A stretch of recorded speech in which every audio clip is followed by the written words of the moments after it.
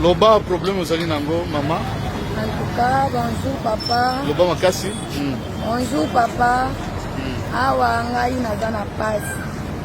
Nakenda utaki obongisa de moto na nga ebongaki. Nakendaki epa pasteur nani Baraka Modisho. Ere nakomi mpona kokota na église na ye fo kofuta mbongo. Nafutaki $10.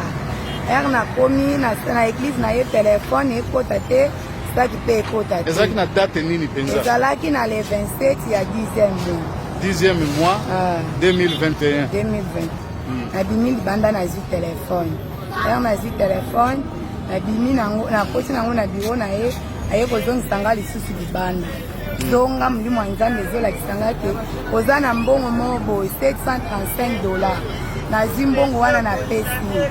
Kendo ya lobi na insista 3 fois. Apianga mbongo nanga azoboya. Nakomi okende ba protocole na ye na batu na ye bakomomena nsenga bazobundisa ngai. Nazosenga bato ya mawa osengela nga mbongo na ngai epa pasteur Baraka Modisho. Yo okendaki penza kosala nini kuna? Nakendaki. Ozalaki na problème nini? Nazalaki na problème ke aprie mpona bamoto na ngai mibale ebungaki. Ere nakomi kuna. Ayebisi nga ke napia ye mbongo naza nango mpona prie mpona ngai. Ere napesi ye mbongo. Nga nakanisi akoprie azongiseli nga mbongo. Azolinga susu kozongisela nga mbongo te. Ekomi kendo ya lobi. Soki nakei baprotokole na ye babandi kobundisa ngai. Nga moko nakoki te. Nde nasengi bato ya mawa bosengela nga mbongo na nga epa pasteur Baraka Modisho. Eza combien mbongo? Eza $735. Yo okendeki po a sambelela yo pona moto oyeba moto ezali wapi? Esikoyo mbongo azwi mbongo na ndenge nini? Okamati mbongo okabeli ye? Nakabeli ye mbongo te. Napesi ye mbongo te. Ye moko ayebisi nga na kati ya biro na ye ke yaka nazomona na mbongo moko boye yaka topie ye mpona mbongo wana. Mbongo wana ezalaki wapi na ntango wana? Ezalaki na kati ya saki na ngai na kote ya biro na ye $735. Tango opesi ye sikoyo alobi na ngai kende oyo alobi nga na insistaki 3 fois. Ere na insiste aboyi alobi ke yo kende nakotinisa eglize minene boye mpona mbongo oyo yo kende kaka alobi okoya kozwa mbongo na ye. Ekomi soki nakei azobinisa ngai.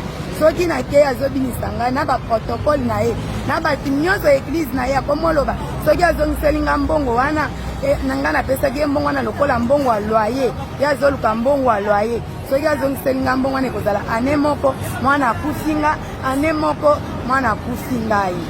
L'église aujourd'hui, vous verrez quelqu'un qui n'est pas congolais auti na Congo. Place à côté là, babengana ye. Vous savez, maman, aventure et ça la masse, ma place, même ceux qui n'ont pas intérieur, je me pose la question à combien plus forte raison que la capitale. Est-ce qu'il n'y a pas moyen, l'État congolais, à téléméla, makambu tout au monde na katia ba église oyo. Une fois ceux qui babandu kokanga batu oyo, ba condamné, ba landele ti na suka, vous verrez que ba te belé ba kotika. Oaza lokuta, to panza ba église oyo lokuta, s'il vous plaît. Suivons.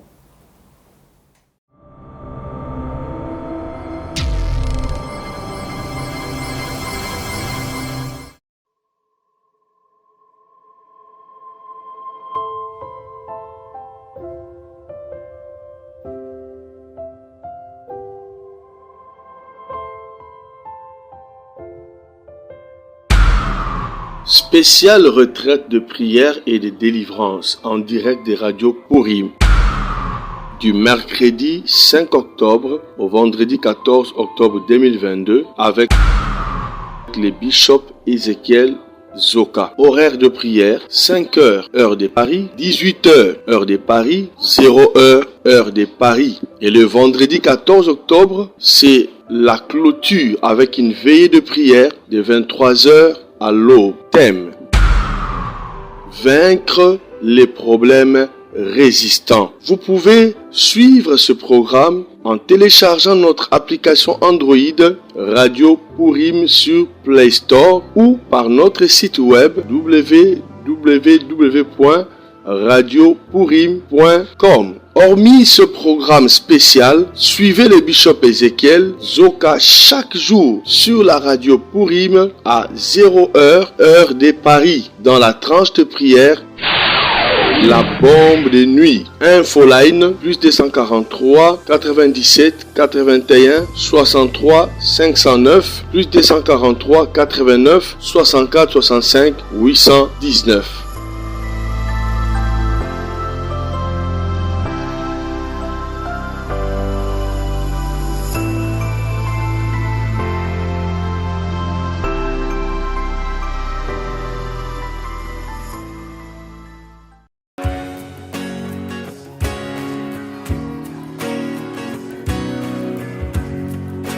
Shalom enfants de Dieu, je suis votre frère, le prophète Paul Fulgence Koussou, le pasteur principal de l'église Emmanuel Rapha.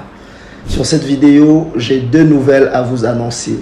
La première est, depuis décembre 2021, l'église Emmanuel Rapha est propriétaire d'un terrain grâce à votre soutien, grâce à votre appui.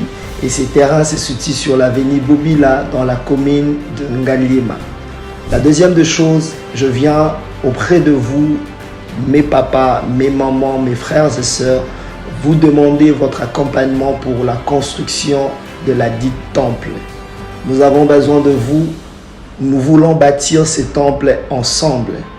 Vous voulez contribuer à la construction de ce temple, en tout cas, n'hésitez pas et le Seigneur ne manquera pas à vous bénir. Il y a un numéro M-Pesa qui est affiché au bas de votre écran. Même pour nous contacter, vous pouvez contacter le même numéro. Le numéro est sur WhatsApp ou encore il y a un lien PayPal qui est affiché là-bas. Tout ce que vous avez, vous voulez contribuer à la construction de ces temples. En tout cas, Dieu ne manquera pas à vous bénir. Faites-le non pas pour le prophète, mais faites-le pour l'amour de Dieu et pour soutenir l'œuvre de Dieu. Si une fois l'église Emmanuel Rapha où le prophète Fulgence a été une bénédiction pour vous, pour votre famille, pour votre nation, alors n'hésitez pas à être aussi une bénédiction pour l'œuvre dont il est pasteur. Que Dieu vous bénisse. Shalom chez vous.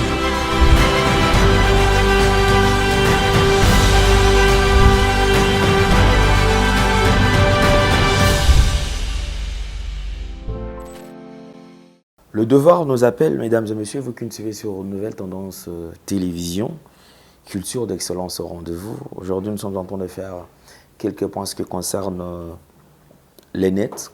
Comme nous avons toujours dit, le zoom sur net. Alors, on va essayer un peu de faire le tour du net et toucher quelques points essentiels qui pourra peut-être nous apporter une lumière sur ce que nous traversons aujourd'hui. Aujourd'hui, comme d'habitude, nous allons commencer par la fondation Ndele au cœur de la nation, ainsi que l'orphelinat Famille du Cœur Christ Rédempteur. Mesdames et messieurs, vous savez, à travers cette opération, vous qui êtes sensibles, nous pouvons tous aider ces orphelins. Bien, c'est la rentrée déjà, alors nous avons besoin de vos aides, nous avons besoin de vous qui êtes sensibles, tous ceux qui seront touchés. Si vous pouvez aussi assister ces enfants, et cela va vraiment nous faire plaisir et Dieu va nous bénir. Prenons les images et on se retrouve juste après.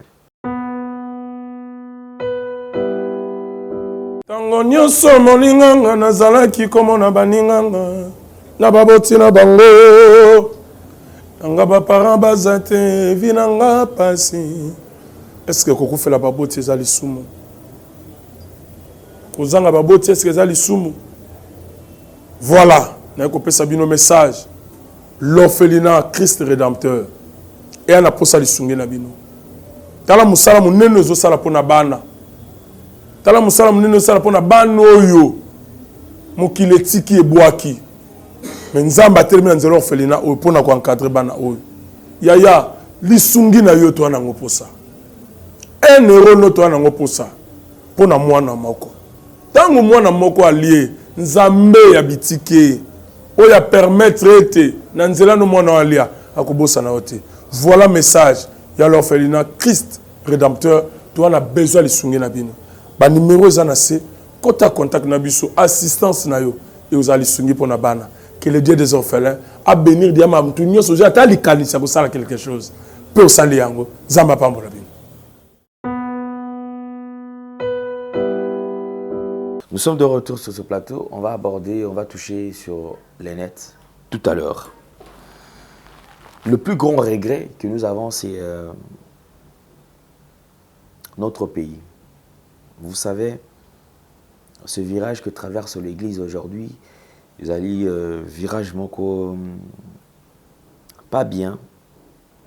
Et surtout, il y a beaucoup de tensions. Dans tout ça, moi personnellement, je ne vois que les fidèles ou le membre de toutes ces églises, parce que les lois, en fin de compte, que nous avons compris, que la plupart, il y a tout le monde a local l'église, les lois, ils allaient mon entreprise, ils allaient magablo c'est-à-dire ils allaient la structure humaine oyo moto asali pour gagner vie, à gagner beaucoup la banane. C'est-à-dire les lots, comme on a moto, surtout jeune, un jeune qui étudie, afin de dire mais qu'est-ce qu'il faut faire? Les lots, les gens étudient comment est-ce que ça la pona ko benda batumbo na kati ya l'église les lots. Et il y a des gens qui vont à l'église ayant en esprit qui n'est pas na nzambe. Alors que Montazo Kamba a dirigé l'église, yena motu na ye, ils allaient boîte moko où ils permettre ye aibana ko benda batumbo. Tenant compte de la conjoncture, tenant compte de ce que les gens traversent comme problème, tenant compte de ce que les gens bazo vivre au moment où ils ont imposé batouana. C'est-à-dire azo travailler à bongisi jakeno. Tout ça la marathon moko boye. Marathon a 25 jours, 30 jours, il y a marathon. 30 jours à marathon, on a yéna calcul. Il y a 30 jours, on a besoin de kangisa mbongo somba mutuka. Dans un marathon, il faut ça la appel des fonds. Ou il faut permettre d'ici 2 semaines, d'ici 2 mois, on a changé voiture. On a changé voiture à moi si on a changé, on a garanti monsieur ndako pour que nous foute la place. Et ça, c'est écœurant, ça dérange. L'église aujourd'hui, vous verrez quelqu'un qui n'est pas congolais, à Outina Congo.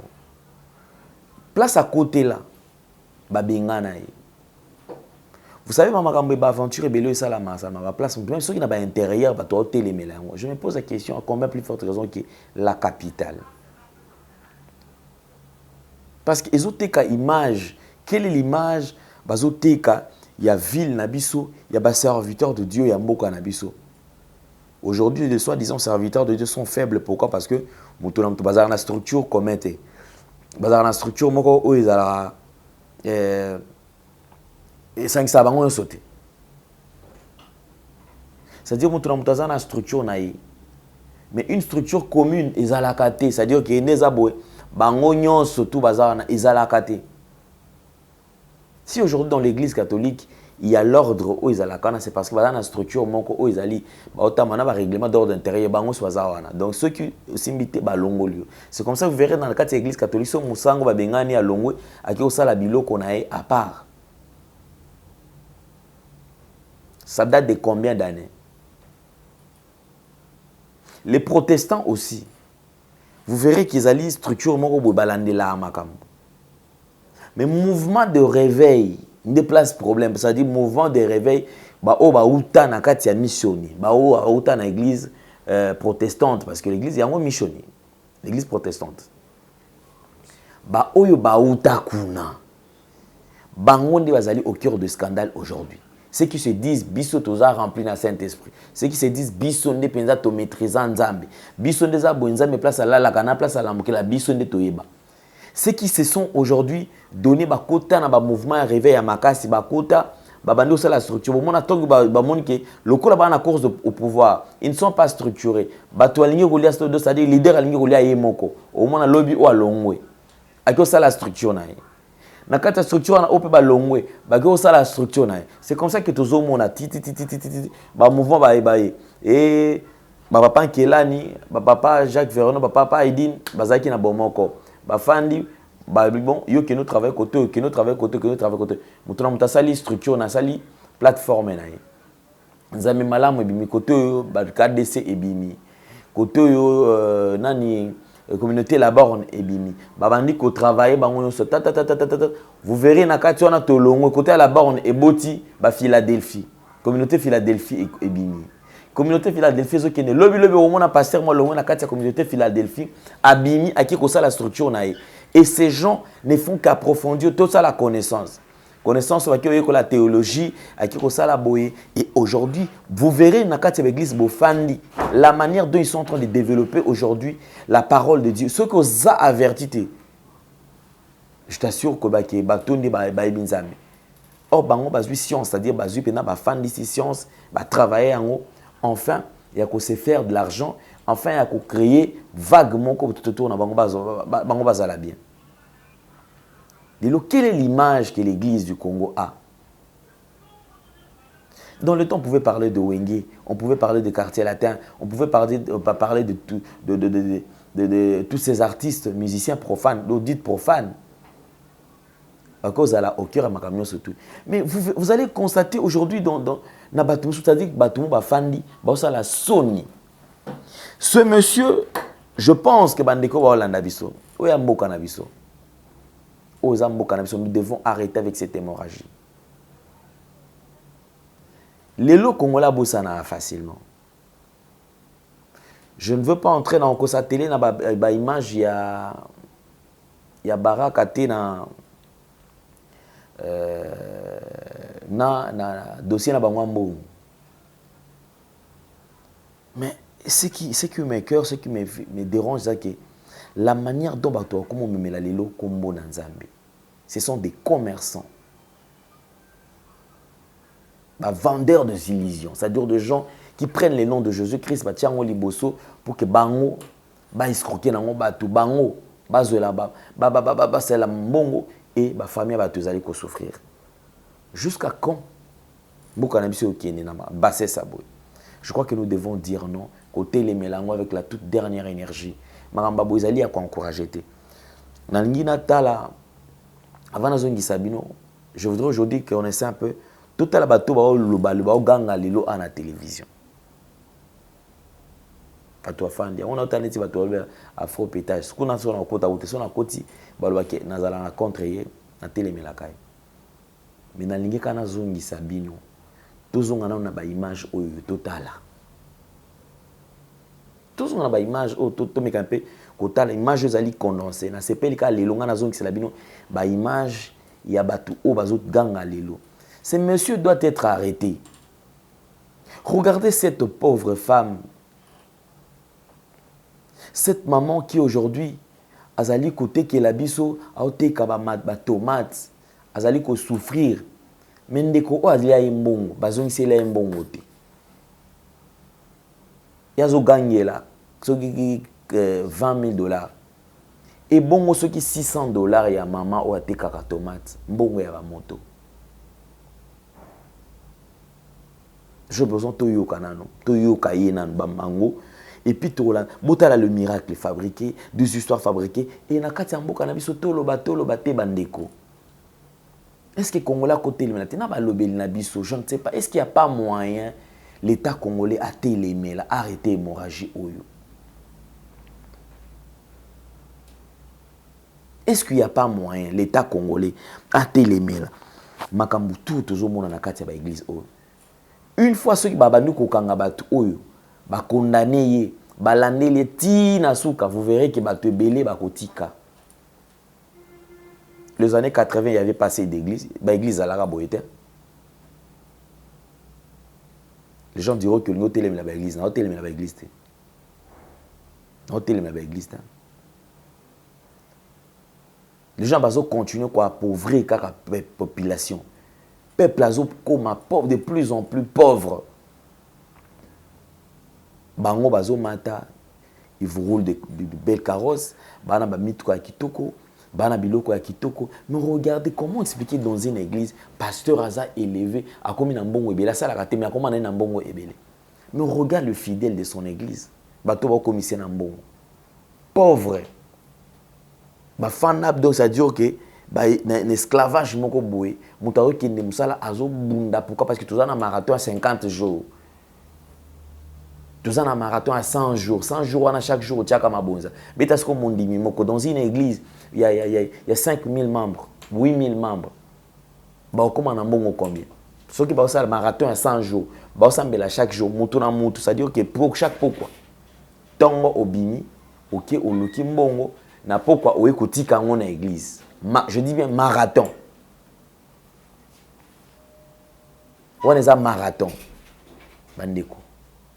Tout ça na motema. Tout ça na motema. J'ai l'impression que mboka oyo ba Congolais, je ne sais pas. Congolais zali mutu moko azali mutu moko ya respect. Congolais zali mutu moko azo réfléchir. Qu'est-ce que peut faire? Qu'est-ce qui fait à ce que Congolais comme à un niveau moko ya basse, ce qui tatine à niveau haut et les gens sont là en train d'applaudir. Léonard Saïd a condensé à escroquerie, il y a l'ukuta. Ah non, on a bandé le binoka na mandotia bien pasteur moko.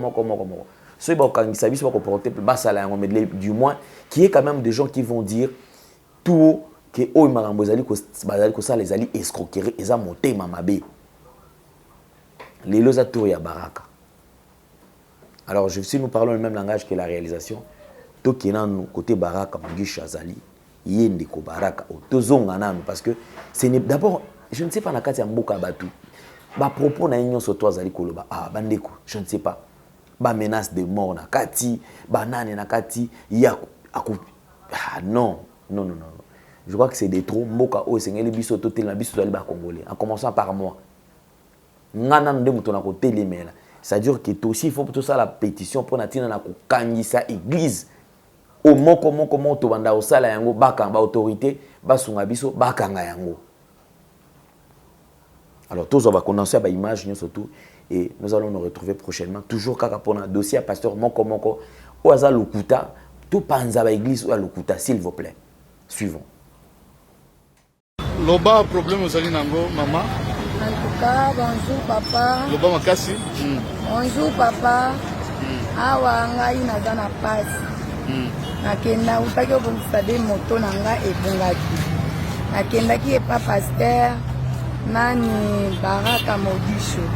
Era nakomi mpona kokota na église na ye fo kofuta mbongo. Nafutaki $10. Era nakomi na église na ye telefone ekota te. Ezalaki na date nini penza? Ezalaki na le 27 ya 10e mois. 10e mois 2021. Donc mois passé. Potoza na novembre.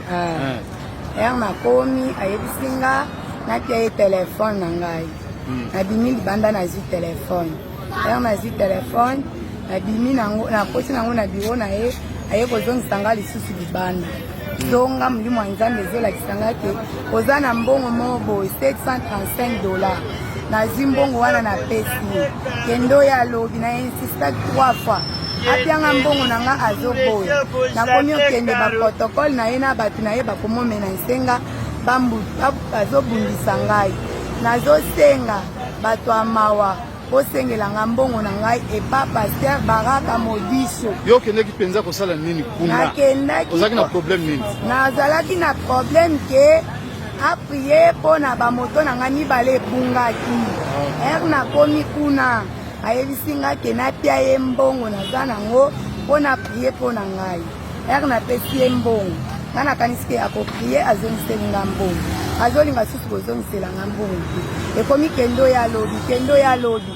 Soki na kei ba protocole na ye babandi kobungisa ngai. Nga moko nakoki te. Nde nasengi bato ya mawa bosengela nga mbongo na nga epa pasteur Baraka Modisho. Eza combien mbongo? Eza $735. Yo okendeki po a sambelela yo pona moto oyeba moto ezali wapi?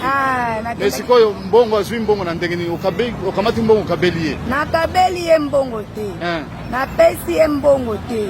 Ye moko ayebisinga na kati ya biro na ye ke yaka nazomona na mbongo moko boyaka to priye pona mbongo wana. Mbongo wana ezalaki wapi na ntango wana? Ezalaki na kati ya saki na ngai na kote ya biro na ye $735. Tango opesi ye sikoyo alobi na ngai kende oyo alobi ngai na insistaki 3 fois. Er na insiste aboyi alobi ke yo kende na kokinisa église minene boye mpona mbongo oyo yo kende kaka lobi okoya kozwa mbongo na ye ekomi soki na kei azobinisa ngai soki na kei azobinisa ngai na baprotokole na ye na bato nyonso eglize na ye akomoloba soki azongiseli nga mbongo wana na ngai napesaki ye mbongo wana lokola mbongo ya loyer ye azoluka mbongo ya loyer soki azongiseli nga mbongo wana ekozala ane moko mwana akufi nga ane moko mwana akufi ngai. Oza marie, oza na mobali? Naza na mobali na ngai. Na bana? Na bana misatu. Osalaka nini? Natekaka tomate.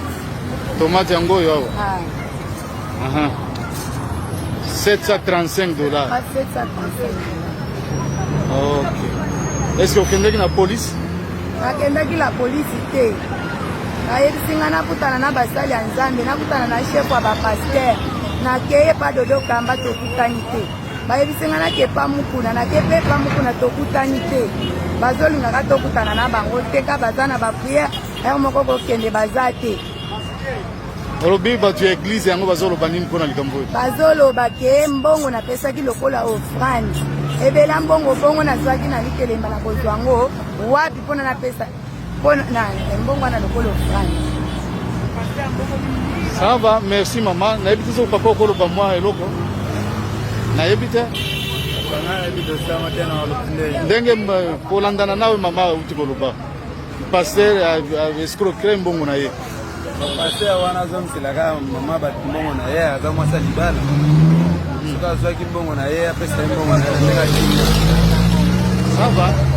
Bon, mama toyoki nyonso maloba na yo oyo ekoleka na internet lelo tokoluka tokutana na bato oyo bakosalisa yo soki baza na posa na yo pour que bazongisa mbongo okomona biso tokoya awa parce que problème wana elekisi bapaster bazolekisa mpenza eza normal te esengelaki basunga nde bato mais bakomisi koko escroquer bato eza normal te.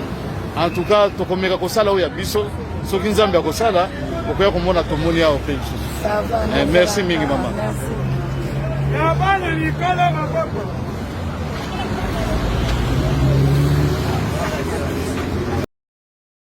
Yaka na yo lelo na yeko lobelaka Moïse Mbili. Programme nini bozana na église?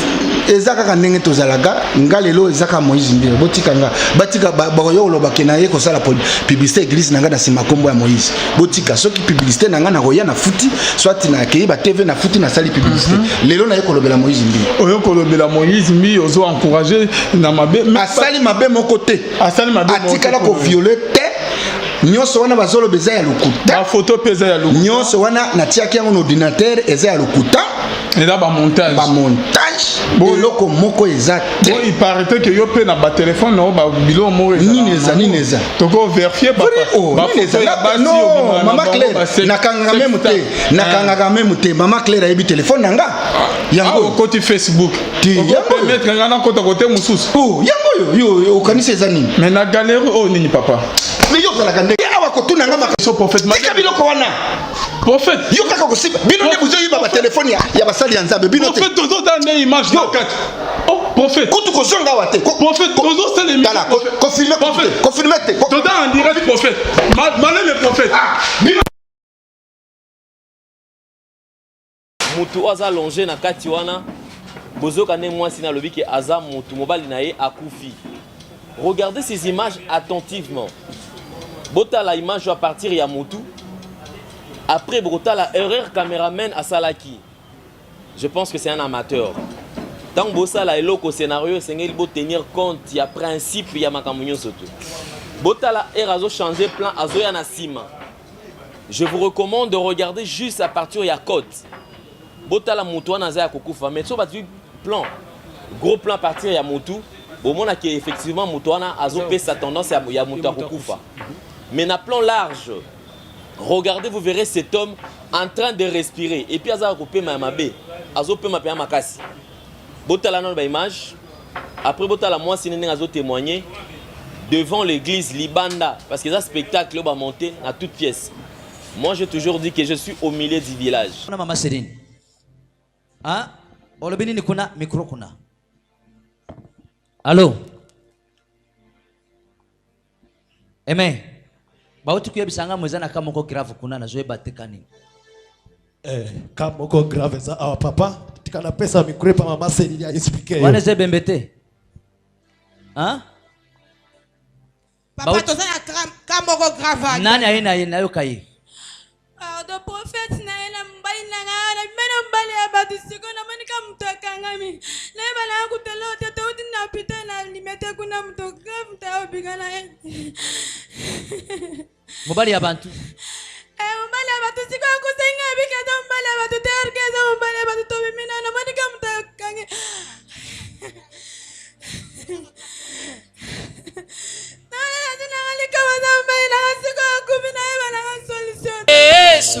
Yesu elikina kuya Muzalaki Muzalaki na wapi? Tutalane na flash. Chauffeur azab. Muntu azab yetu akufi.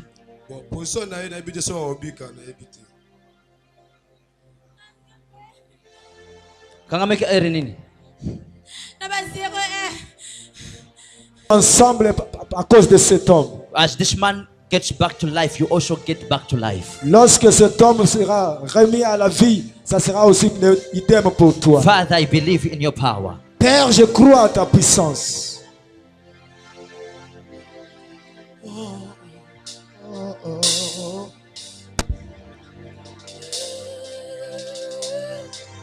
Lord, Seigneur, you resurrected the dead.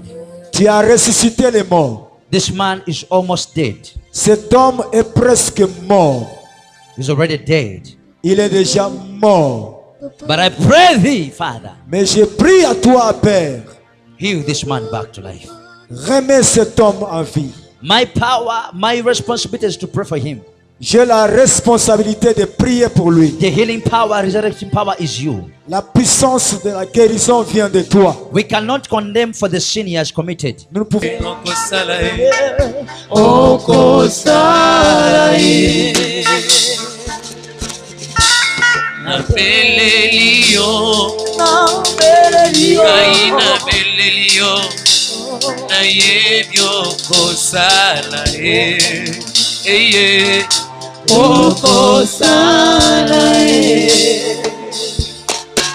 lelo ngai na belelio ngai na belelio na yebyo koy Komande yo ozonga na bomoi. Zonga na bomoi. Zonga na bomoi. Zonga na bomoi. Zonga na bomoi. Tina fire 3 fois. Fire, fire, fire.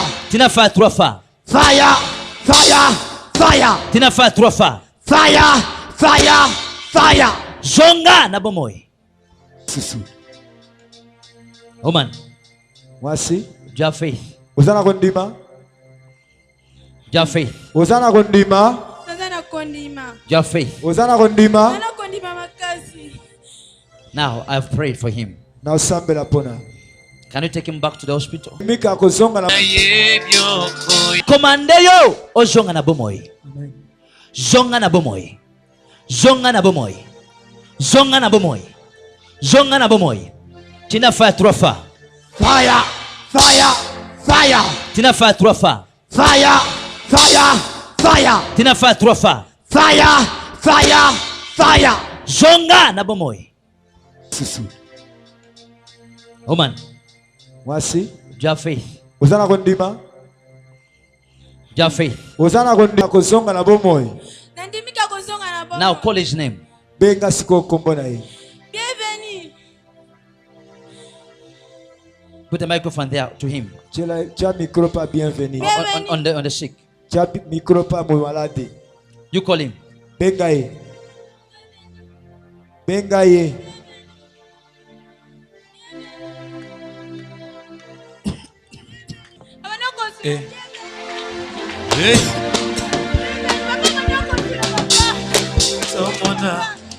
Bienvenue. Papa bana kosula. Bienvenue. Bienvenue papa maningana. osuka bangakuna basabwa bangakuna basabwa yosala yaka yosuka babuna basabuka babuna basabwa bikawa tomola yaka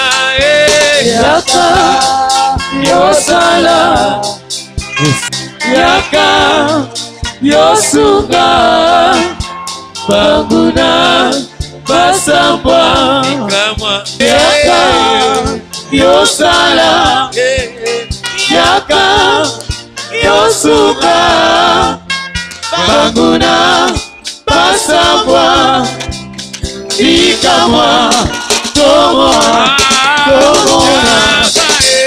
yaka yosala yaka. Merci beaucoup, vous venez de suivre les images.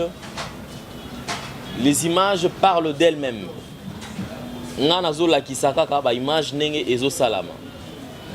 Alors, nous voulons encore suivre la deuxième image.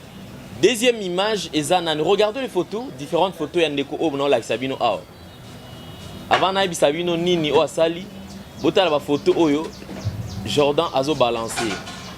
Il y a jeune garçon oyo aza awa. Shalom, shalom, shalom, libota nzambe. Eza ngai bongo ndeko Joël, naza na mboka Algérie, naza congolais mais naza na Algérie. Naza chauffeur. Nalingi na pesa ka témoignage na ngai na ba fausse miracle oyo le Kinshasa pour na prophète Brian. Na faux miracle oyo sala. Fausse miracle oyo sala. Ya kolamusa mutu akufi. Eza yango teza lokuta. Eza ba jeune bango basalaka bakendaka koluka batu bazwi batu bakena bango bala bakeno eza miracle te. Video wana botala yango bien oyo alamusi mutu azala kokufa non mutu wana azala kokufa te. Mutu wana bazwa na paka juma ngaza chauffeur na sala ka Victoire Baramoto na rai ya paka juma wana bazwa mutu wana ti ndenge bazosala baplan na bango na kati ya mutuka ndenge ekoleka ndenge makambo te oleka bazopesa baplan na bango. Bon ngate ma chauffeur baluaki nga express nde nazwaki pe bango. Bon na nzela tozokende mutu wana bazwaki nga express abisi nga no makambo te bakotuna yo ondima kaka tala kaka mais na mbongo na yo ya autozu course tokobakisela yo mwa mokie nde mpe tokomaki kuna moto wana kufi keno alamusa ye. Donc eza fausse miracle. Botala ba video wana bokomona nga chauffeur wa mutuka wana eza nga na vanda mpe na limite malgré naza libanda. Témoignage na nga na ngai napesa kaka yango wana mpona ba fausse miracle ezoleka na Kinshasa. Merci. Je pense que vous avez suivi les images. Bomoni, jeune frère Nabiso Aza Awa. Alors, quel était le rôle de ce frère? Le frère dont Naola Sabino Awa, Boyo qui est né moko alobi. Nakati ya image notre la Sabino Awa, il y a taxi wana, il y a voiture wana. Ndeko o bomoni aza na ciment. O atelemi azo kamwa. C'est lui le chauffeur o ya bando kumba voiture wana. Bazwa qui est wapi? Aza taximen asalaka transport à partir ya rail o ezalaka na paka juma. Azo keneti na se a pont matete. Do ba voiture o ezalaka na esalaka tronçon wana soki bokoki koyeba ndeko wana. Ses frères maintenant là, il se trouve au Azana Algérie. Ce qui a sali vidéo au Ezapona nini, c'est parce que il s'est senti lésé depuis basala ba monta kuana. Atikala kozala lisusu à l'aise te. Babenda e papa o bomoni bakosi akufi a wazala kana paka juma. So bo chete meto keno zola bino ye. Papa oyo asala azana paka juma. Bazuyo ba pesi mbongo. Nande ko moi si on azane moi si na été ba monter. Regardez même comment est-ce que cette femme là est en train de pleurer. Ça prouve à suffisance que bazata na lien mon côté, azana choc mon côté. Il y a pas d'émotion. Or là où il y a mort d'homme, ata mutuku to yebite ce ko monika kufi na misu na yo, vous sentez que mutako maka épuisé. Mais yé ndeko wana ba monta ki pièce oyo pour na tina na ko benda batu na kati ya église. On the sick. Micro pas malade. You call him. Bengaye. Bengaye.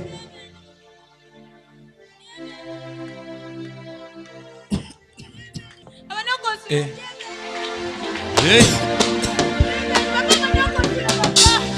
Somona. Bienvenue. Yaka. Papa Manokosula. Yosala. Bienvenue. Bienvenue Papa Maningana. Osuka.